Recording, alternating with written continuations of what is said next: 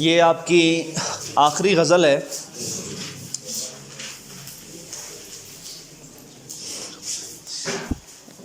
ادا جعفری اس کی شاعرہ ہیں، اور جیسے میں نے آپ کو پہلے بتایا تھا کہ غزل کا کوئی موضوع نہیں ہوا کرتا، اس کا کوئی عنوان نہیں ہوا کرتا، لیکن یہ ہے کہ اس کے پہلے شعر کے پہلے مصرعے کو ہی اس کا عنوان بنا دیا گیا. یہ فخر تو حاصل ہے برے ہیں کہ بھلے ہیں. شاعرہ کے حالات زندگی کچھ اس طرح سے ہیں کہ یہ 22 اگست 1924 کو بدایوں میں پیدا ہوئیں. ان کا اصل نام عزیز جہاں ہے، لیکن ادبی زندگی میں قدم رکھنے کے بعد انہوں نے اپنے لیے قلمی نام ادا چنا. اپنی جائے پیدائش کے حوالے سے پہلے وہ اپنے آپ کو ادا بدایونی لکھتی تھیں. جب ان کی شادی نور الحسن جعفری سے ہوئی تو انہوں نے اپنے نام کے ساتھ اپنے خاوند کا نام لکھنا شروع کر دیا. یوں وہ ادا بدایونی سے ادا جعفری ہوگی. ادا جعفری کی عمر ابھی 3 سال ہی تھی کہ والد کا سایہ سر سے اٹھ گیا. ان کی پرورش اپنے ننھیال سے ہوئی. ادا جعفری نے 13 سال کی عمر میں ہی شعر کہنا شروع کر دیا تھا.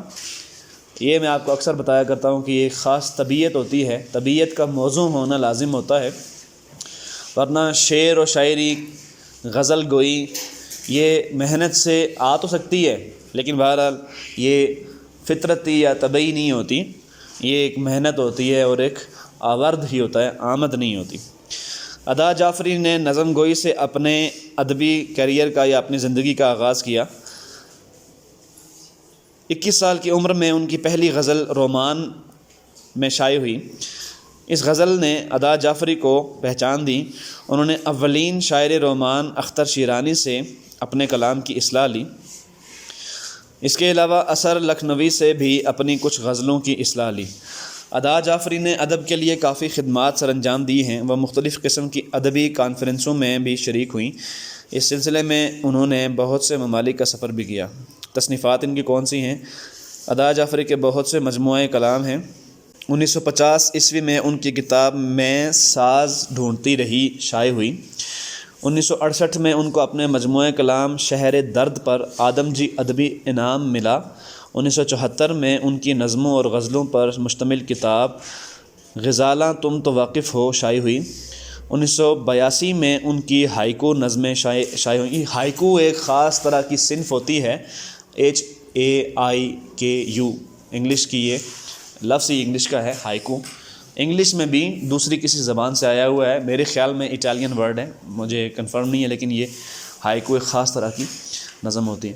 اس کے علاوہ انہوں نے اپنی خود نوشت بھی لکھی ہیں جو رہی سو بے خبری رہی کے نام سے 1996 میں شائع ہوئی.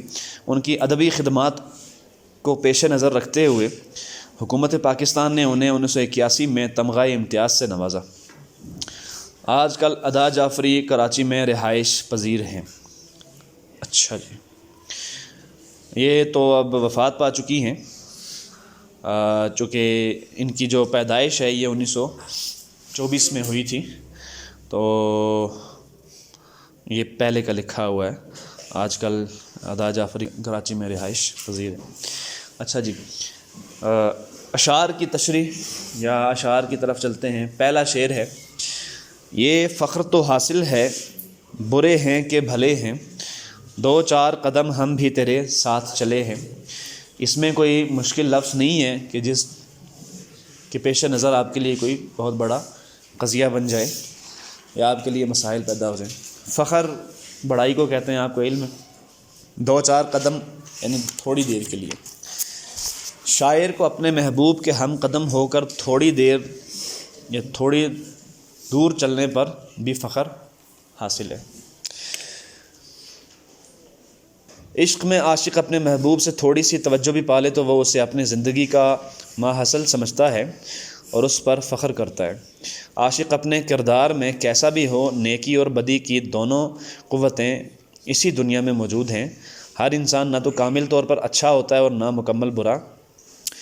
اچھے یا برے ہونے سے قطع نظر مجھے اس بات پر فخر ہے کہ میں نے اپنے محبوب کے ساتھ چند قدم ملائے ہیں، زندگی کی چند ساعتیں اپنے محبوب کی ہم رکابی میں گزاری ہیں. یہی ساعتیں میری زندگی کا سرمایہ ہیں، ان پہ میں جتنا بھی فخر کروں کم ہے. انسان کے ساتھ سب سے بڑا یہ مسئلہ ہے، یاد رکھیے گا کہ آیا تو وہ اس دنیا میں یوں تو اکیلا ہے اور انشاءاللہ تعالی جائے گا بھی اکیلا۔ بہرحال اس دنیا میں پیدا ہوتے ہی اس کے کچھ رشتے وجود میں آ جاتے ہیں پیدائش کے ساتھ ہی، بلکہ یوں کہ یہ تو ماں کے رحم میں جیسے ہی انسان ایک زندگی پاتا ہے، وہ جو خون کا ایک لوتھڑا ہوتا ہے اور جس کو قرآن مجید میں بیان کیا گیا ہے، اس کے اوپر پھر ہم ہڈیاں چڑھاتے ہیں، ہڈیوں کے اوپر پھر ہم گوشت چڑھاتے ہیں، تو اس لوتھڑے میں کوئی کم و بیش 4 ماہ کے بعد زندگی پیدا ہو جاتی ہے، ایک روح آ جاتی ہے۔ تو جیسے ہی روح آتی ہے تو ایک انسانی شخصیت کا وجود ہوتا ہے، تو اس کی پیدائش تو دور کی بات ہے، اس کی زندگانی، اس کی روح کے وجود کی شروعات کے ساتھ ہی اس کے کچھ رشتے وجود میں آ جاتے ہیں۔ یعنی اب ایک اس کا باپ ہے، ایک اس کی ماں ہے جس کی کوکھ میں وہ پل رہا ہے، اور ظاہر ہے اگر تو پہلے سے موجود ہیں بہن بھائی تو وہ بھی اس کے بہن بھائی ہیں اب۔ یعنی یہ رشتوں کی ابتدا تو اس کے ماں کے پیٹ سے ہی شروع ہو جاتی ہے، اور کچھ رشتے بہرحال وہ ہیں کہ جو دنیا میں آنے کے بعد وہ وجود میں لاتا ہے یا معاشرہ اس کے لیے وجود میں لاتا ہے۔ یعنی میاں بیوی کا رشتہ جو ہوتا ہے وہ پورے معاشرے کا جو ہے، ایک تو اس کا تعلق اللہ تعالیٰ اور اس انسان سے ہے، اور اس انسان کی زندگی میں جو اس کا اسپاؤس آتا ہے، یعنی میاں آتا ہے یا بیوی آتی ہے، تو ایک تو یہ ہے کہ اس کا جو رشتہ یہ وجود میں آتا ہے یہ اللہ تعالیٰ کی طرف سے نکاح کی صورت میں آتا ہے۔ بہرحال اس کا انعقاد جو ہے وہ پورا معاشرہ کرتا ہے، یہ کوئی ایسا رشتہ نہیں ہوتا کہ جو کمرے میں بیٹھ کے اکیلے 2 شخص یا 4 شخص قائم کر لیتے ہیں۔ اس کا اعلان پورے معاشرے میں کیا جاتا ہے، اسی کو ہم شادی کے نام سے جانتے ہیں۔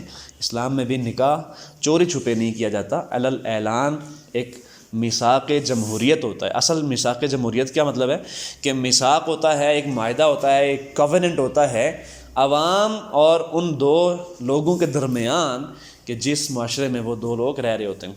اچھا، کچھ رشتے اس کے بھی بعد بنتے ہیں، یعنی میاں بیوی جیسے اس کے والدین میاں بیوی کی حیثیت سے اس کو وجود بخشنے میں ایک اہم کردار ادا کرتے ہیں، کلیدی کردار معاشرے کے لحاظ سے، خلقت کے لحاظ سے کرتے ہیں۔ اصلاً تو اللہ تعالیٰ ہی سارے خلق و امر کا بادشاہ ہے، وہی اس کائنات کا نظام چلا رہا ہے، لیکن اب کیا ہوگا کہ اب یہ میاں بیوی جو نئے بننے والے رشتے میں منسلک ہو گئے ہیں، یہ اسی خلق کو وجود بخشنے میں ایک کلیدی کردار انسانوں کی اور مخلوق کی حیثیت سے جو اللہ تعالیٰ نے ان کو اختیار اور ارادہ دیا ہے اس کا ظہور کریں گے۔ یعنی ان کے رشتے میں منسلک ہونے کے بعد اب ان کے بچے ہوں گے، ان کے بیٹے ہوں گے، بیٹیاں ہوں گی، ان سے پھر نئے رشتے وجود میں آئیں گے۔ ہیونگ سیڈ دیٹ، سب کچھ ہونے کے باوجود ہر انسان اکیلا ہی دنیا سے جائے گا، اور ہر انسان اکیلا ہی دنیا میں آیا ہے، اور اس کا حساب، اس کی عاقبت کے اندر جو لیا جائے گا وہ اکیلی انفرادی شخصیت میں لیا جائے گا۔ نہیں دیکھا جائے گا کہ یہ مسلمانوں کے رجسٹر میں اپنا نام دنیاوی طور پر لکھا کرتا تھا، دنیاوی طور پر نہیں دیکھا جائے گا یہ کس قوم میں تھا، حساب کتاب کے نتیجے کے اعتبار سے بات کر رہا ہوں۔ نہیں دیکھا جائے گا کہ یہ کس مسلک سے تھا، دیوبندی تھا، بریلوی تھا، شیعہ تھا، سنی تھا، اہل حدیث تھا، سلفی تھا، تصوف سے تعلق رکھتا تھا، حیاتی تھا، مماتی تھا، فرقہ در فرقہ، کچھ نہیں دیکھا جائے گا۔ صرف یہ دیکھا جائے گا کہ اس نے اپنی جس فطرت کو لے کر پیدا ہوا ہے اس کو قائم رکھا یا اس کو مسخ کر دیا، اور جو نور علی نور ہے، پیغمبروں کی شریعت، اس کے اوپر اس نے عمل کیا یا نہیں کیا۔ تو ہر انسان کا جو انجام کار ہے وہ اس کی انفرادی حیثیت میں ہوگا۔ لیکن ظاہر ہے انسان، یہ تمہید مجھے اتنی لمبی اس لیے باندھنا پڑی ہے کہ اصلاً تو ہم اکیلے آئے ہیں، اکیلے ہی دنیا سے جائیں گے۔ ہماری یہ ظاہری شخصیت جو ہے، یعنی جو بدن ہے، جسم ہے، یہ فنا ہو جائے گا، لیکن اصل شخصیت کبھی نہیں مرتی۔ وہ اس وقت بھی قائم تھی جب عہد الست لیا گیا تھا۔ اللہ تعالیٰ نے تمام روحوں کو اکٹھا کر کے پوچھا تھا کہ کیا میں تمہارا رب ہوں؟ الست بربکم، تو ہم سب نے، ہماری روحوں نے کہا تھا، یعنی ہم سب نے کہا تھا کہ ہیں، اگرچہ وہ ہماری یاد سے محو ہوگی، بات پورا واقعہ ہی محو ہو گیا، تاہم ہم نے کہا تھا ہم اس دنیا سے جائیں گے، یہ وجود ہمارا فنا ہو جائے گا، مر جائے گا۔ یہ جسم مرتا ہے انسان کا، روح کبھی نہیں مرتی، وہ آخرت میں جا کے بھی نہیں مرے گی، اور اس کے بعد بھی جو بھی ہمارا انجام ہوگا انشاءاللہ اللہ تعالیٰ ہمارے ساتھ رحم والا معاملہ کریں گے کہ اگر وہ رحم نہ ہو تو کچھ بھی نہیں ہو سکتا۔ اور انشاءاللہ اچھا انجام انشاءاللہ تعالی ہمارا ہوگا، تو یہ ہماری روح، ہماری اصل شخصیت کبھی نہیں مرے گی، بلکہ اس کو بقائے دوام انشاءاللہ تعالی حاصل ہوگا، جیسے کہ اللہ تعالیٰ نے اس کو بیان کیا ہے۔ اب یہ جو رشتے دنیا میں بنتے ہیں، کچھ ہمارے پیدائش کے ساتھ ہی، بلکہ پیدائش سے بھی پہلے، اور کچھ پیدائش کے ساتھ، اور کچھ پیدائش کے بعد زندگی میں ہم بلوغت میں پہنچتے ہیں، تو اس کے بعد ہمارے اسباب جو ظاہری طور پر ہیں ان سے ہم نئے رشتے بناتے ہیں۔ ہم اللہ تعالیٰ کی خلقت میں یعنی کریشن میں ایک اہم کردار ادا کرتے ہیں۔ یہ انسان کا کتنا بڑا وصف ہے۔ یوں تو ہر ایک کام اللہ تعالیٰ کی مرضی سے ہو رہا ہے، اللہ تعالیٰ کے امر سے ہو رہا ہے، لیکن اس امر میں اللہ تعالیٰ نے ہمیں اختیار دے دیا ہے کہ اب ہم نئی مخلوقات کو پیدا کرنے کا باعث بن گئے ہیں۔ حضرت آدم علیہ السلام کو یہ وصف دیا گیا، اور ان سے پھر ذریت آدم میں یہ ساری چیز، یہی اصل میں یہ شیطان نے جو انسان کو دھوکہ دیا تھا وہ یہی تھا کہ یہ فرشتے ہیں، یہ تو ہمیشہ سے رہے ہیں، ہمیشہ ہی رہیں گے۔ یہ اس نے یہ کہا تھا کہ یہ ابدی ہیں، ہمیشہ رہنے والے ہیں، تمہیں تو دھوکہ دیا گیا۔ یعنی شیطان نے اس طرح وسوسہ، یہ ٹیمپٹیشن ڈالی تھی آدم کے علیہ السلام دل میں اور اماں حوا علیہ السلام کے دل میں کہ یہ تو ہمیشہ رہیں گے، لیکن تمہیں بقائے دوام حاصل کرنے کا ایک ہی کلیہ ہے، یہ ایک ہی راز ہے کہ اگر تمہیں بقائے دوام حاصل کرنا ہے تو یہ پھل کھا لو۔ وہ پھل کوئی اناج نہیں تھا، نہ گندم تھی، نہ سیب تھا، وہ اصل میں ایک مجازی طور پر اس کو بیان کیا گیا ہے کہ یہ پھل کھا لو، یہ شجر ہے۔ آج بھی ہم یہ لفظ استعمال کرتے ہیں نا، شجرہ نسب، یہی وہ شجر ہے کہ جس کو کھانے کے باعث ذریت آدم چلی ہے۔ یعنی یوں کہہ سکتے ہیں کہ جیسے رمضان میں میاں بیوی کے آپس میں مقاربت جو ہوتی ہے یا مباشرت ناجائز ہوتی ہے نا، صبح روزے سے لے کر روزے کے اختتام تک، یعنی وہ آپس میں مل نہیں سکتے، وہ رشتہ جو جائز ہے وہ قائم نہیں ہو سکتا۔ اسی طرح سے اللہ تعالیٰ نے ان کے تھے تو وہ میاں بیوی، لیکن اس کام سے روک دیا تھا، یعنی ایک آزمائش کے طور پر، لیکن شیطان نے ورغلایا تو وہ کام کر بیٹھے کہ جو ان کو نہیں کرنا چاہیے تھا۔ اس سے پھر ایک ذریت آدم علیہ السلام چلی کہ جس کی وجہ سے آج میں آپ ہم سب کا وجود ہے، ہم بھی آج یہاں پہ انسانوں کی حیثیت سے بیٹھے ہیں، اور ہمارے وجود سے بھی کچھ نئے انسانوں نے آنا ہے اس دنیا میں۔ تو وہ شجر تھا کہ جس کو آپ کہتے ہیں شجرہ تنسل، جس سے نسل چلی ہے۔ یہ مجازی معنوں میں قرآن مجید نے بیان کیا ہے، یعنی یہ وہ تعلق ہے، وہ اس تعلق کی طرف ان کو راغب کر رہا تھا کہ یہ تعلق قائم کرو گے تو اس سے تمہاری یعنی اولاد ہوگی۔ اور پھر اصل میں انسان کیا کرتا ہے، انسان کا المیہ یہ ہے کہ جیسے ہی وہ 20 25 30 سال کی عمر میں پہنچتا ہے تو اس کو محسوس ہو جاتا ہے کہ اصل میں اب میرا ڈاؤن فال ہونا شروع ہو گیا ہے، وہ ایک نقطۂ عروج تک پہنچنے کے بعد اب آہستہ آہستہ میں نیچے جا رہا ہوں۔ اب میری اولاد ہونی چاہیے جس کے اندر میری حیثیت، میری شخصیت، اس کی کچھ جھلک ہو۔ اصل میں انسان اپنی بقا چاہ رہا ہوتا ہے، تو اپنی بقا کو قائم رکھنے کے لیے، اپنے آپ کو باقی رکھنے کے لیے وہ اولاد چاہتا ہے۔ تو اس طرح پھر وہ ایک یعنی ابدی وجود اپنا حاصل کرنا چاہتا ہے۔ یہ ساری تمہید میں نے آپ کے سامنے اس لیے باندھی ہے کہ ہمارا اصل مقصد اللہ تعالیٰ نے خود بیان کر دیا ہے، اور جس چیز کو خالق خود بیان کر دے وہی اصل ہوتا ہے۔ اس کے علاوہ سب کچھ شاعری ہے۔ یہ والی شاعری کیا کہیں، یا فلسفوں میں شاعری کہیں، یا خیالات اور جذبات اور احساسات کی شاعری کہیں، سب کچھ شاعری ہے۔ شاعری میں کس معنی میں کہہ رہا ہوں، یعنی کہ اس کی کوئی حقیقت نہیں ہوتی، وہ صرف حظ اٹھانے کے لیے ہوتی ہے۔ اصلاً وہی مقصد ہے جو اللہ تعالیٰ نے بیان کر دیا کہ وما خلقت الجن والانس الا لیعبدون۔ اللہ تعالیٰ نے محض اپنی عبادت کے لیے اور امتحان کے اصول پہ ہمیں اس دنیا میں پیدا کیا ہے۔ اس دنیا میں 100% عدل، 100% انصاف ممکن ہی نہیں ہے، اس لیے کہ امتحان میں یہ چیزیں اگر ممکن کر دی جائیں، جیسے ہی ہم گناہ کریں فوراً پکڑ لیے جائیں، جیسے ہی اچھا کام کریں اسی وقت انعام دے دیا جائے، تو امتحان کون سا ہوا ہمارا؟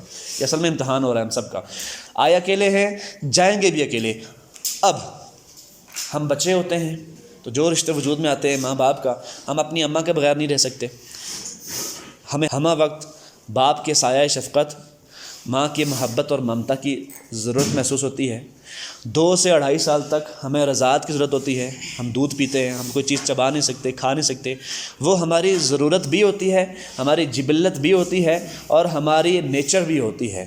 2-2.5 سال کے بعد ہم جیسے ہی اٹھ کے تھوڑا بہت چلنا شروع کرتے ہیں، غوں غاں کرنا شروع کرتے ہیں، تو اصل میں ہم ہر وقت ماں کی گود ہی کے اسیر ہوتے ہیں۔ بلکہ اسیر بھی نہ کہیے، چونکہ اسیر تو قیدی ہوتا ہے نا، ہم تو اسی کے شہنشاہ ہوتے ہیں، اپنی ماں کی گود کے شہنشاہ ہوتے ہیں ہم۔ وہ ہماری پوری سلطنت ہوتی ہے، ہماری حکومت ہوتی ہے۔ ایون اگر ماں کو کبھی غصہ آ جائے اور وہ تھپڑ آپ کو لگا دے تو پھر بھی روتے ہوئے آپ اسی گود میں جاتے ہیں جہاں سے آپ کو تھپڑ لگایا گیا ہے، اسی آغوش میں جا کے سر رکھتے ہیں، ادھر ہی امن پاتے ہیں، ادھر ہی امان پاتے ہیں۔ وہی آپ کا سینس آف سیکیورٹی ہوتا ہے سب سے بڑا۔ لیکن جیسے ہی ہم تھوڑا قد کاٹ نکالتے ہیں، بڑے ہوتے ہیں، نو بلوغت میں آتے ہیں، تو ایک نئی ہستی ہمارا حصہ بن جاتی ہے، جس کو ہم بیوی یا میاں کہتے ہیں۔ بچی ہوگی تو اس کا میاں ہوگا، بچہ ہوگا لڑکا ہوگا تو اس کی بیوی ہوگی، اسپاؤس جو آپ کا ہوتا ہے۔ اور یہ بہت مقدس رشتہ ہوتا ہے۔ جیسے آپ کے والدین کو ان کے رشتے کو وجود معاشرے کی طرف سے دنیاوی طور پر، اللہ تعالیٰ کی طرف سے حقیقی طور پر بخشا گیا تھا میاں بیوی کی حیثیت سے، وہی وجود آپ بھی قائم کر لیتے ہیں۔ اس کے بعد پھر آپ کے بچے ہوتے ہیں۔ تو یہ تمام رشتے بہت اچھے ہیں، بلکہ قرآن مجید میں بیان کیا گیا ہے کہ جنت میں جو کچھ تم چاہو گے تمہیں ملے گا، جو کچھ چاہو گے۔ اور جنتی اپنے والدین کو وہاں پا لیں گے۔ بہت سے اعزازات بیان کیے گئے ہیں جنتیوں کے۔ کچھ جنتی ایسے ہوں گے کہ وہ اگر چاہیں گے تو ان کے والدین ان کے ساتھ اکٹھے ہو جائیں گے، اور جب ایک جنتی کے والدین اکٹھے ہوں گے تو ظاہر ہے اس کے بھی بچے بھی ہوں گے، اگر وہ استحقاق رکھتے ہوں گے تو وہ بھی ان کے ساتھ اکٹھے ہو جائیں گے۔ تو اصلاً انشاءاللہ تعالیٰ اگر ہمارے اعمال اچھے ہوں گے تو ہم سب جا کے اکٹھے ہو جائیں گے وہاں پر اپنے والدین کے ساتھ، اور ہمارے بچے ہمارے ساتھ انشاءاللہ۔ لیکن دنیا میں انسان آیا اکیلے ہے، جائے گا اکیلا، حساب کتاب، حشر، قبر، سب کچھ انفرادی حیثیت میں ہوگا۔ اب جب رشتہ قائم ہو گیا ہے تو بچپن میں جیسے انسان اپنے والدین کے ساتھ اٹیچ ہوتا ہے، تھوڑا بڑا ہوتا ہے بہن بھائیوں کے ساتھ اٹیچ ہو جاتا ہے، اس سے تھوڑا بڑا ہوتا ہے تو بیوی کے ساتھ اٹیچ ہو جاتا ہے، اس کے بعد پھر بچے اور بچیوں کے ساتھ، اپنی اولاد کے ساتھ اٹیچ ہو جاتا ہے۔ اب اسی دوران میں بسا اوقات کیا ہوتا ہے، اس لیے کہ انسان ایک جذباتی وجود بھی ہے، عقلی وجود بھی ہے، جذباتی وجود بھی ہے، اور اخلاقی وجود بھی ہے۔ یہ تین بڑی بڑی ڈومینز ہیں انسان کی جو اس کو جانوروں سے ممتاز کرتی ہیں۔ عقل رکھتا ہے، جذبات رکھتا ہے، اخلاق رکھتا ہے۔ اصلاً اخلاق سب سے بڑا وجود ہے اس کا، اس لیے کہ عقل کم درجے میں ہی صحیح جانور رکھتے ہیں۔ جمال کا احساس، خوبصورتی کا احساس، جذبات کا احساس۔ جانور، آپ نے کبھی کسی جانور کو روتے ہوئے دیکھا ہے؟ میں نے خود دیکھا ہے، بکری کو، بھینس کو، جب اس کا بچہ اس سے جدا ہوتا ہے میں نے خود اس کو آنسو روتے ہوئے دیکھا ہے۔ یہی جذبات وہاں بھی پائے جاتے ہیں، بلکہ بہت خوبصورت ترین اور بڑے ہی جمالیاتی انداز میں پائے جاتے ہیں۔ انسان اشش کر اٹھتا ہے۔ عقل کسی نہ کسی درجے میں وہاں بھی پائی جاتی ہے، اگرچہ تھوڑے درجے میں، لیکن اخلاق اپنے انسانوں کے لحاظ سے آخری درجے میں انسانوں میں پائی جاتی ہے۔ تو سلسلہ کلام ٹوٹ گیا ہے، کیا بات کر رہا تھا میں؟ ہاں، اخلاق اصل چیز ہے جو انسان کے پاس ہے۔ اب انسان کو اخلاق پہ رہنا ہے، اپنی فطرت پہ رہنا ہے، اور پیغمبروں کی بتائی ہوئی وحی کے مطابق اللہ تعالیٰ کے احکامات کی پیروی کرنی ہے۔ اب یہ پیروی کرتے ہوئے، فطرت پہ رہتے ہوئے، اخلاق پہ رہتے ہوئے، جیسے انسان تھوڑا نوجوان یا جوان ہوتا ہے تو اس کو مخالف جنس کی کشش پیدا ہونا شروع ہو جاتی ہے۔ یعنی بچی ہے، لڑکی ہے، تو اس کو کوئی لڑکا اچھا لگنا شروع ہو جاتا ہے، اور بچہ ہے، لڑکا ہے، تو اس کو کوئی لڑکی اچھی لگنا شروع ہو جاتی ہے۔ وہ کس حساب سے ہوتی ہے؟ بعض اوقات لوگ جو ہیں صرف مخالف جنس کی وجہ سے اچھے لگتے ہیں، یعنی سیکشولی اچھے لگتے ہیں۔ ان کا جسم اچھا لگے گا، ان کی خوبصورتی، ان کا قد کاٹ، ان کا چہرہ، ان کی آنکھیں، ان کے ہونٹ، یہ ساری چیزیں انسان یہ ادنا ترین درجے میں ہوتی ہیں، یعنی اچھا لگنے کے حوالے سے بہت ہی کم درجہ ہوتا ہے ان کا، اگرچہ سامنے والا شخص کتنا ہی خوبصورت کیوں نہ ہو۔ ایک ہوتا ہے آپ ایموشنلی، سائیکولوجیکلی، نفسیاتی طور پر کسی سے اٹیچ ہو جاتے ہیں۔ یعنی محبت کی بہت سی قسمیں ہوتی ہیں۔ ایک جسمانی محبت ہوتی ہے جس کا میں آپ کو پہلے بتا چکا ہوں، یعنی سیکشولی ہوگا، یا پھر آپ کو کسی کا کوئی قد کاٹ اچھا لگے، خوبصورتی۔ ایک ہوتا ہے سائیکولوجیکل اینڈ نفسیاتی اور ایموشنل اٹیچمنٹ، یہ جذباتی طور پہ کوئی انسان کو اچھا لگنا شروع ہو جاتا ہے۔ ایک ہوتی ہے روحانی محبت، یہ وہ محبت ہے جو ہمیں تمام پیغمبروں سے ہے، صحابہ کرام سے ہے، علماء سے ہے، صلحاء سے ہے، شہداء سے ہے، حفاظ سے ہے، اپنے اساتذہ سے ہے۔ یہ تمام روحانی رشتے ہوتے ہیں۔ اب ان تمام روحانی رشتوں میں، تمام اس طرح کی محبتوں میں جو قسمیں ہیں، جسمانی محبت انتہائی کم ترین درجے میں ہوتی ہے، بلکہ وہ تو زیادہ تر انسان کو گناہ کی طرف لے جاتی ہے، 99.9% آپ کو گناہ ہی کی طرف لے کے جائے گی۔ نفسیاتی، سائیکولوجیکل، ایموشنل محبت اس سے تھوڑا اوپر ہوتی ہے، اگر عقل کو فالو کرتے ہوئے، جذبات کو، اخلاقیات کو اپنے دائرے میں رکھتے ہوئے کی جائے تو اس سے میاں بیوی کا رشتہ وجود میں آ جاتا ہے، اور ایک یعنی خوبصورت رشتہ ہوتا ہے۔ سب سے اوپر جو محبت کی قسم ہے وہ روحانی محبت ہوتی ہے۔ آپ کو پیغمبروں سے، یعنی اللہ تعالیٰ کی ذات سے سب سے پہلے ہوگی، سب سے زیادہ ہوگی، پھر پیغمبروں سے ہوگی، رسولوں سے، انبیاء سے ہوگی، پھر صدیقین سے، شہداء سے، حفاظ سے، علماء سے، اساتذہ سے۔ یہ تمام رشتے روحانی ہوتے ہیں۔ اب جو میں نے آپ کو بتایا شاعری میں کیا ہوتا ہے؟ شاعری میں یہی چیز ہوتی ہے کہ آپ حسن و شاعری کا اصلاً اگر آپ موضوع ہی دیکھو نا پوری کی پوری شاعری کا، وہ حسن و جمال ہی ہوتا ہے. آنکھیں ہیں، خوبصورتی ہے، سرخی ہے، نازکی اس کے لب کی کیا کہیے، پنکھڑی ایک گلاب کی سی ہے. یہ وہ محبت ہے جو نچلے ترین درجے میں ہوتی ہے. یعنی کس حوالے سے؟ اخلاقی حوالے سے نچلے ترین درجے میں ہوتی ہے. اب ہر انسان جو جسمانی طور پر آپ کو اچھا لگتا ہے، لازم نہیں ہے کہ آپ کو اس سے نفسیاتی اٹیچمنٹ ہو، سائیکولوجیکل یا ایموشنل.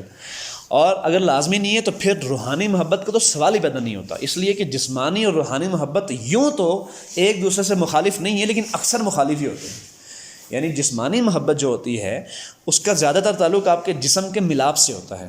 جسم کا ملاپ بہرحال میاں بیوی کے درمیان بھی ہوتا ہے، لیکن اگر اس کو غلط طریقے سے، حرام طریقے سے کیا جانا تو دور کی بات، سوچا بھی جائے گا تو وہ سوچنا ہی اپنے آپ میں ایک کنڈمنیشن کا باعث بنتا ہے. یعنی آپ اس کا سدباب کرنا چاہتے ہیں، اچھا نہیں ہوتا.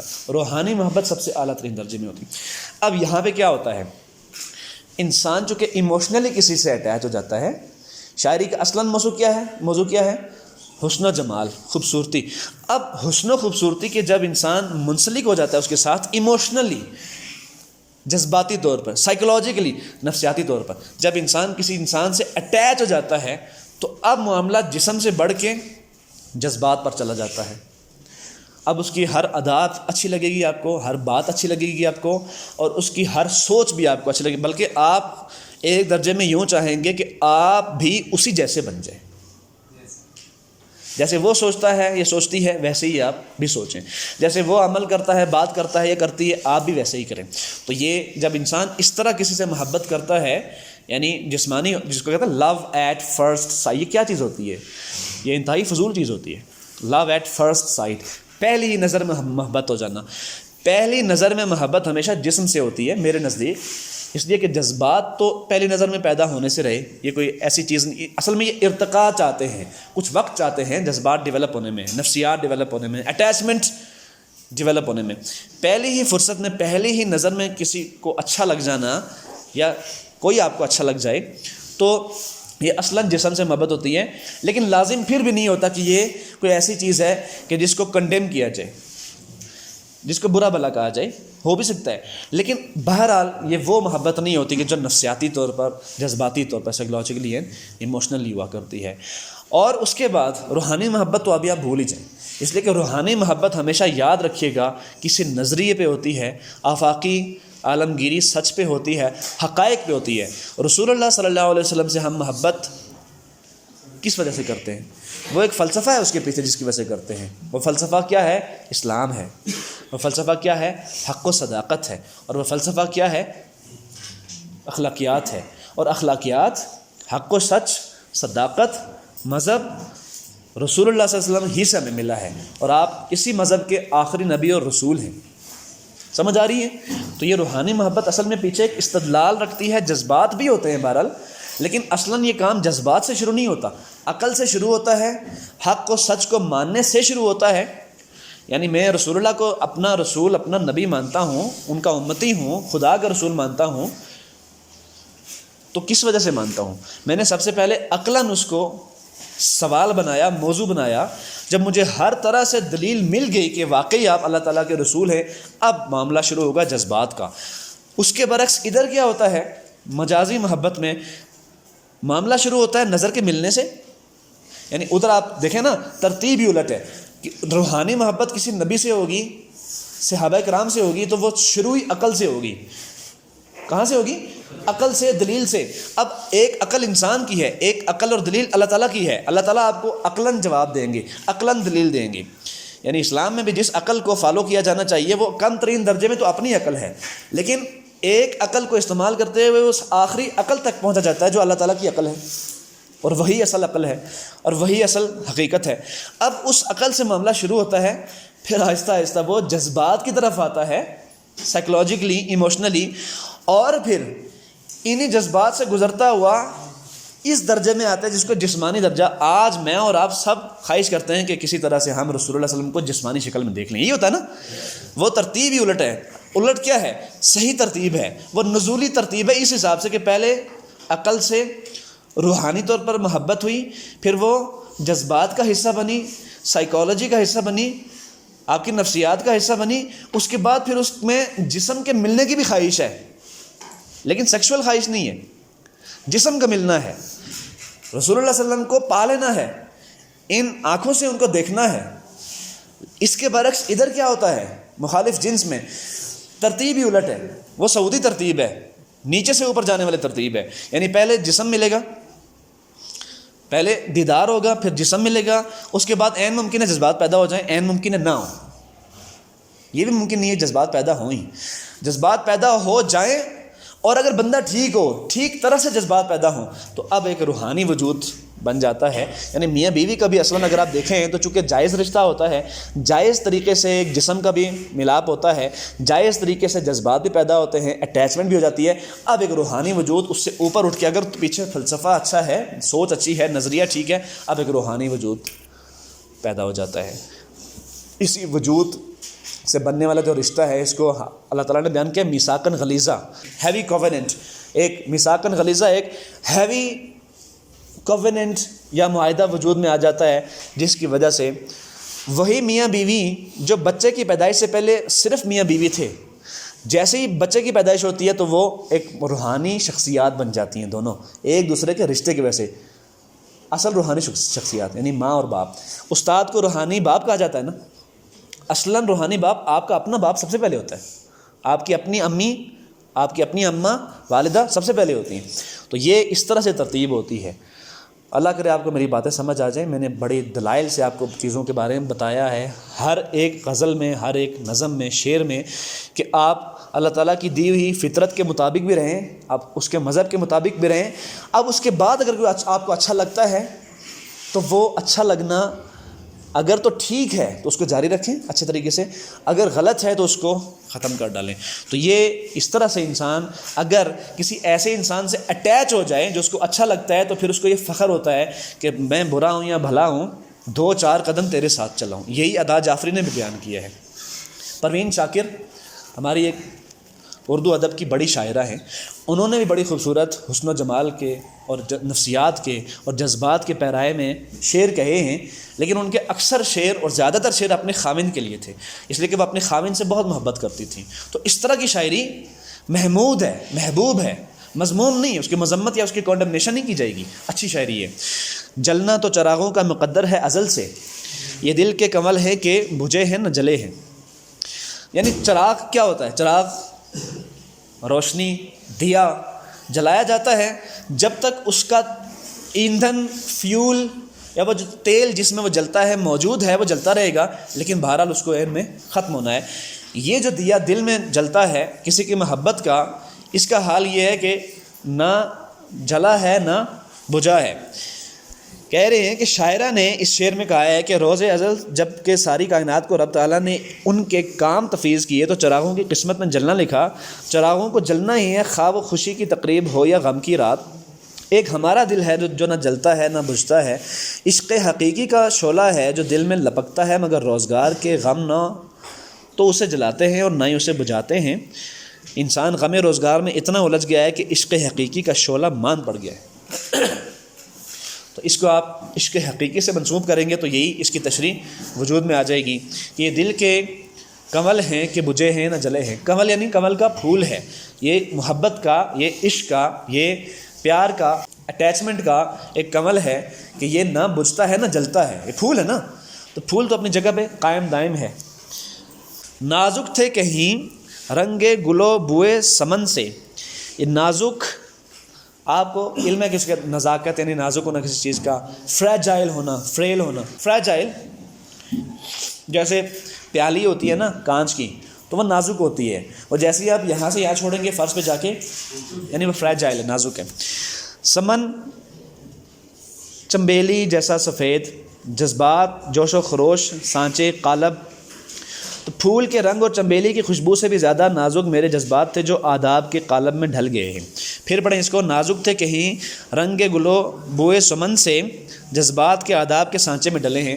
اصلاً یہی محبت ہوتی ہے کہ جب آپ کسی سے محبت کرتے ہیں تو اس کی اچھائیوں کی اور اس کی اخلاقی اچھائیوں اور اخلاقی جمالیات کی وجہ سے آپ اس کو پسند کرتے ہیں. اور یہ یاد رکھیے گا، جس محبت میں عزت نہیں ہوتی، جس محبت میں عزت نہیں ہوتی وہ محبت نہیں ہوتی. سمجھ آ رہی ہے؟ یعنی عزت جو ہے، رسپیکٹ دوسرے شخص کی، وہ اس کی بنیاد ہے. اگر آپ کے دل میں آپ کو کوئی اچھا لگتا ہے شخص، لیکن صرف آپ کو اچھا لگتا ہے، آپ اس کی عزت نہیں کرتے، اس کا مطلب محبت ہے ہی نہیں، سرے سے ہے ہی، وجود نہیں اس کا. یعنی جیسے یہ بلڈنگ بنی ہے، اس کی ایک بنیاد ہے نا، بنیاد کے بغیر بلڈنگ وجود میں نہیں آ سکتی. تو عزت، آداب، احترام، یہ مقام کسی کا دل میں ہونا، رتبہ، ریورنس، اگر وہ چیز نہیں ہے تو پھر کوئی محبت نہیں ہے. تھے کتنے ستارے کے سرے شام ہی ڈوبے، ہنگامے سحر کتنے ہی خورشید ڈھلے ہیں. ہنگامے سحر صبح کا جو ہنگامہ ہے، خورشید یعنی آفتاب، سورج، آفتاب، سورج، شمس، خورشید، یہ تمام سورج کے نام. ستارے شام کے وقت آسمان پر جلوہ افروز ہوتے ہیں، مگر کتنے ہی ستارے ہیں جو سرے شام ہی ڈوب گئے. اسی طرح کتنے ہی سورج جو دن نکلنے کے ساتھ ہی ڈھل گئے. سورج اصل میں ڈھلتا نہیں ہے بلکہ وہ غروب ہوتا ہے. ڈھلنے کا مطلب کیا ہوتا ہے کہ کسی چیز، ہم کہتے ہیں نا کہ اب کسی شخص کی عمر ڈھل رہی ہے، کم ہو رہی ہے، یعنی وہ اس تنزل کی طرف جا رہا ہے جہاں پہ جا کے اس کو جسمانی طور پر موت آ جائے گی. تو ایسے ہی جب کبھی آپ نے دیکھا ہوگا صبح صبح اس طرف سورج ہوتا ہے، اس طرف چاند بھی تھوڑا تھوڑا نظر آ رہا ہوتا ہے. ستارے تو بالکل ہی مدھم ہو کے رہ جاتے ہیں، اس لیے کہ زیادہ بڑی روشنی جب آتی ہے تو چھوٹی روشنیاں مدھم و نشر ہو جاتی ہیں. ایسا ہی ہے نا جی؟ کچھ فرمایا آپ نے؟ کیا بات کی؟ اچھا، تو شاعرہ کہتی ہیں کہ موت کسی کو نہیں دیکھتی، موت نہایت ظالم اور بے رحم ہے. کتنے ستارے ایسے ہیں جنہوں نے اپنی پوری آب و تاب سے چمکنا تھا، اس دنیا کی خوبصورتی سے لطف اٹھانا تھا، مگر اس آب و تاب سے محروم رہ گئے. موت کسی کی پرواہ نہیں کرتی. سورج جس سے تمام دنیا کو چمکنا تھا صبح کے وقت ہی ڈھل گیا. اس شعر سے شاعرہ مراد لیتی ہے کہ وقت نے کسی کا ساتھ نہیں دیا. بہت سے ایسے بچے جنہوں نے دنیا کی خوبصورتی اور رونق سے لطف اندوز ہونا تھا، کم عمری ہی میں اپنے خالق حقیقی سے جا ملے. بہت سے نوجوان جن کے ہاتھوں میں اس ملک کی باغ ڈور تھی، جنہیں اس ملک کی حفاظت کرنا تھی، مگر حسرت ان غنچوں پر ہے جو بن کھلے مرجھا گئے. یہ لفظ ہے باغ ڈور، اس کو اچھی طرح سے سمجھ لیں، دیکھ لیں. عام طور پہ ہمارے ہاں لوگ کہتے ہیں بھاگ دوڑ، اس ملک کی بھاگ دوڑ جوانوں کے ہاتھ میں ہے. باغ ڈور ہوتا ہے لفظ، کیا ہوتا ہے؟ باغ ڈور. یہاں اس فانی دنیا میں جو بھی آیا ہے اسے آخر کار اس دنیا سے کوچ کر جانا ہے. یہی اس کا موضوع ہے جی، موت. اگلا شعر ہے، جو جھیل گئے ہنس کے کڑی دھوپ کے تیور، تاروں کی خنک چھاؤں میں وہ لوگ جلے ہیں. تیور، ناراضی، غصہ، چہرے کے آثار. جھیل گئے یعنی برداشت کر گئے، یعنی جو لوگ زمانے کی سختیاں برداشت کر گئے، ان کے ساتھ یہ ظلم ہوا کہ اپنوں نے انہیں تکلیفیں پہنچائیں. جو جھیل گئے ہنس کے کڑی دھوپ کے تیور، تاروں کی خنک چھاؤں میں وہ لوگ جلے ہیں. شاعرہ اس شعر میں زمانے سے گلہ اور شکوہ کرتی ہیں کہ اس دنیا نے ہمارے ساتھ بہت برا سلوک کیا ہے. بہت سی سختیاں اور مشکلات ہمارے راستے میں آئیں، بہت سی تکالیف کا ہمیں سامنا کرنا پڑا، مگر ہم ان تکالیف کو ہنس کر سہ گئے. بہت سے مصائب آئے مگر ہم نے ان کو برداشت کر لیا، مگر وہ سختی اور بے اعتنائی جو اپنوں نے ہمیں دی ہے اسے برداشت کرنے کا حوصلہ نہیں رکھتے. یہاں پہ کڑی دھوپ سے مراد اور اس کے تیور سے مراد یہ ہے کہ جو بیگانے ہیں، جو آپ کے سگے نہیں ہیں، جو آپ کے رشتہ دار بھی نہیں ہیں، بلکہ دنیا کے وہ لوگ ہیں جن کے ساتھ آپ کا کوئی خونی یا جذباتی رشتہ نہیں ہے. اس لیے کہ رشتے کی دو ہی بنیادیں ہوتی ہیں، یا تو خونی رشتہ ہوتا ہے یا جذباتی رشتہ ہوتا ہے. جذباتی رشتہ میں آپ کو بتا چکا ہوں، یا تو جسمانی وجود کی وجہ سے بن جاتا ہے یا پھر روحانی وجود کی وجہ سے بنتا ہے. تو دو ہی جو رشتے ہیں، ان سے مبرہ، ان سے علاوہ جو رشتے ہیں وہ بہرحال انسانی رشتہ تو ہے، لیکن وہ رشتے نہیں ہیں کہ جو آپ کے جذباتی یا خونی ہوتے ہیں. تو وہ جب معاملات آپ کے ساتھ کرتے ہیں تو وہ محبت سے نہیں کرتے بلکہ دنیا داری کو قائم رکھتے ہوئے کرتے ہیں، اور کئی لوگ تو دنیا داری کو بھی قائم نہیں رکھتے. تو وہ پھر ایک ایسا رشتہ یا ایسا تعلق یا ایسی ڈیلنگ ہوتی ہے کہ جس میں جذبات یا خونی رشتہ انوالوڈ نہیں ہوتے. بہرحال وہاں پہ اکثر آپ کو مشکلات درپیش ہوتی ہیں، لیکن جیسے ہی رات ہوتی ہے تو یہاں پہ تاروں کی خنک چھاؤں کس کو کہا گیا ہے؟ مجازی اسلوب میں اپنوں کی ٹھنڈی چھاؤں کو یا اپنوں کی محبت کو، اس لیے کہ دنیا کا کوئی بھی انسان ہے، دنیا کے کسی بھی کونے میں جاتا ہے، اس کی خواہش یہ ہوتی ہے کہ رات کو لوٹ کر اپنے گھر آئے اور اپنی چار دیواری میں اسی مکان، اصل میں مکان اور گھر میں کیا فرق ہے؟ مکان تو ایک عمارت ہے، گھر اس کے مکینوں سے بنتا ہے، تو وہ اپنوں کے ساتھ رہے، رات گزارے، اپنوں کے ساتھ وہ گپ شپ کرے، ان کے ساتھ وقت بتائے۔ تاروں کی خنک چھاؤں میں وہ لوگ جلے ہیں۔ بس اوقات ایسا ہوتا ہے کہ جو اپنے ہوتے ہیں وہ بھی انسان کو دکھ دیتے ہیں، غم دیتے ہیں، اس کی امیدوں پر پورا نہیں اترتے۔ ایک شمع بجھائی تو کہیں اور جلا لی، ہم گردش دوران سے بڑی چال چلے ہیں۔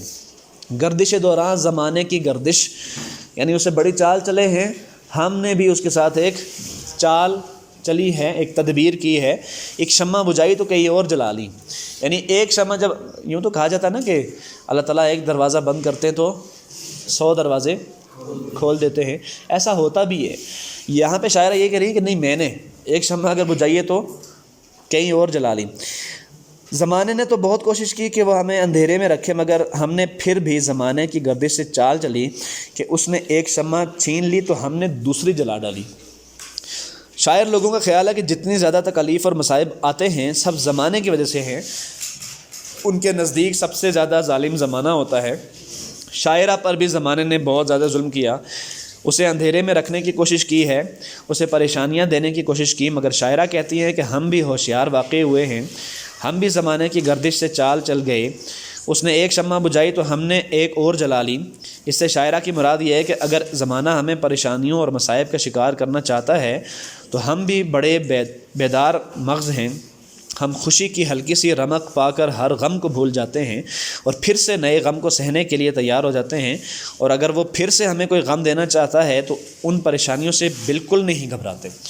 تو اس شعر کے کئی مطالب ہو سکتے ہیں، لیکن یہ یاد رہے کہ شعر میں اگر تو غزل کا شعر ہے تو اس میں بہت سے گنجائشیں پیدا ہو جایا کرتی ہیں مطالب کے وجود کی، مطالب کے تاخذ کی، آپ ان سے مختلف مطالب اور مفاہیم اخذ کر سکتے ہیں۔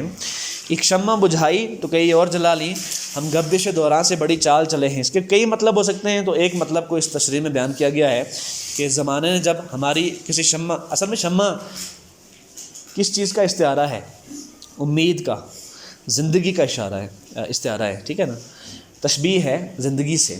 تو اگر تو زمانے نے ہماری امید کو، ہماری آس کو، ہماری جستجو کو، ہماری آرزو کو، ہماری تمنا کو، ہماری ایسپریشنز کو ختم کرنا چاہا، ان کے راستے میں روڑے اٹکانے چاہے، اور عموماً ایسا ہوتا ہے کہ حاسدین جو ہوتے ہیں، حسد کرنے والے، وہ آپ کے راستے میں روڑے اٹکانے کی کوشش کرتے ہیں۔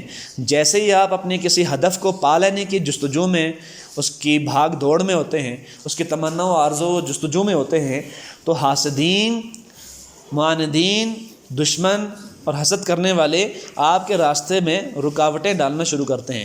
لیکن اگر آپ حق سچ پہ ہوں، لیکن اگر آپ اپنی فطرت سلیمہ پر اور اپنے مذہب پر اور اپنے اخلاقی قدروں پر چلتے رہیں اور ان پر قائم رہیں، تو آپ 10 شمع اور جلا لیتے ہیں۔ آپ کے لیے پھر مشل جلانا کوئی مسئلہ نہیں ہوتا۔ تو یہ بات یہاں پہ بیان کی جا رہی ہے کہ ایک شمع بجھائی تو کئی اور جلا لی، ہم گردش دوران سے بڑی چال چلے ہیں۔ اس لیے کہ بعض اوقات اگر آپ اس کو مینوور کے لحاظ سے دیکھیں، اسٹریٹجکلی دیکھیں، دنیا کے لحاظ سے، تو آپ جیسے ہی ایک پلان یا منصوبہ یا اسٹریٹجی ڈیولپ کرتے ہیں تو آپ کے دشمن اس اسٹریٹجی کو ناکام کرنے کے لیے کوئی نہ کوئی چال چلتے ہیں۔ تو بسا اوقات کیا کرنا ہوتا ہے، ایک ہی وقت میں 3-4 مختلف plan a, plan be, plan سی بنانا پڑتے ہیں کہ اگر اس کو کاؤنٹر کر لیا گیا تو دوسری اسٹریٹجی لے کر ہم سامنے آئیں گے۔ یہی بات آپ کے عمران خان صاحب بھی بیان کر رہے ہیں آج کل، ٹھیک ہے نا، آپ اس کو آج کے تناظر میں بھی دیکھ سکتے ہیں۔ تو عقلاً اور اسٹریٹجکلی مینوور کے لحاظ سے بھی یہ شعر آپ بتا سکتے ہیں کہ ایک اسٹریٹجی، پلان یا منصوبہ جب ہم نے بنایا اور وہ ناکام ہو گیا تو پھر ہم نے کیا کیا، دوسرے منصوبہ جات وضع کر لی۔